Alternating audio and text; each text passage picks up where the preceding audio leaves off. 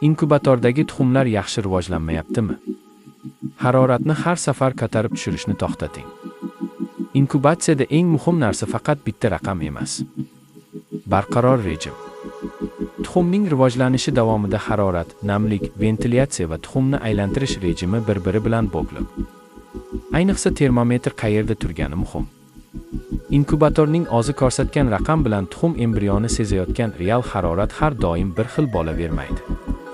Shuning uchun inkubatorni ishlatishdan oldin uning harorat ko'rsatkichini tekshirish kerak. Yana bir muhim nuqta – namlik. Inkubatsiyaning dastlabki davrida tuxumning suv yo'qotishi, oxirgi davrida esa jo'janing chiqishi uchun kerakli sharoit boshqacha bo'ladi. Shuning uchun butun inkubatsiya davomida bitta namlikni korkorona ushlab turish ham to'g'ri emas.